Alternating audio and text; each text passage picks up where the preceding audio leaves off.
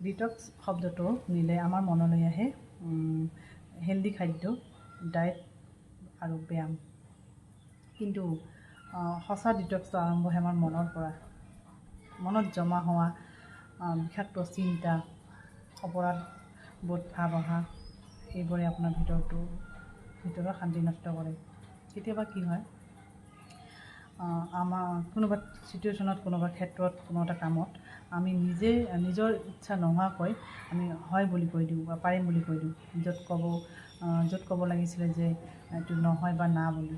কিন্তু মানুহে যে বেয়া পাব সেইকাৰণে আমি এইখিনি ক'ব নোৱাৰোঁ। ডিটক্স মানে কেৱল হেল্ডি খাদ্য নহয়। কেতিয়াবা চব কথাতে হয় বুলি সঁহাৰি নিদি কেতিয়াবা না বুলি ক'ব পৰাটোৱে হ'ল আত্মশুদ্ধিৰ প্ৰথম পদক্ষেপ।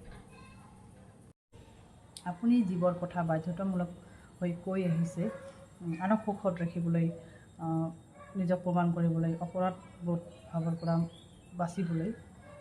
সেইবোৰে আপোনাৰ মনক ভিতৰে খাই দিয়ে, বিষাক্ত কৰি তোলে। এনে সময়ত না ক'ব পৰা মানে আপোনাৰ মগজুত পজিটিভ চিন্তাৰ স্থান দিয়া। এই নাটোৱে অস্বীকাৰ কৰা নহয়, এই নাটো হ'ল আত্মসন্মান। না ক'ব পৰা মানে নিজৰ সময়, নিজৰ মনৰ শক্তি আৰু নিজৰ বাউণ্ডাৰীক ৰক্ষা কৰা। জীৱনত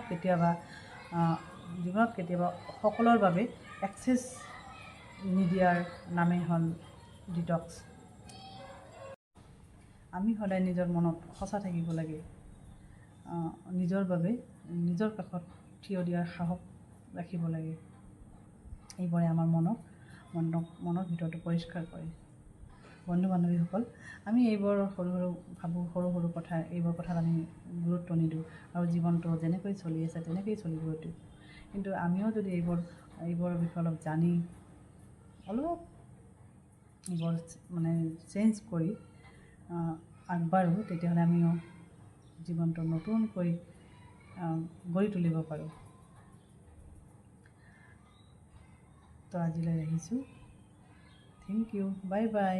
যদি আপোনালোকৰ মোৰ ভিডিঅ'বোৰ চাই ভাল লাগে বা কিবা শিকিবলগীয়া বুলি মানে ভাবে বা কিবা অলপ হ'লেও শিকিব পাৰিছে, তেতিয়াহ'লে লাইক, কমেণ্ট আৰু শ্বেয়াৰ কৰিব।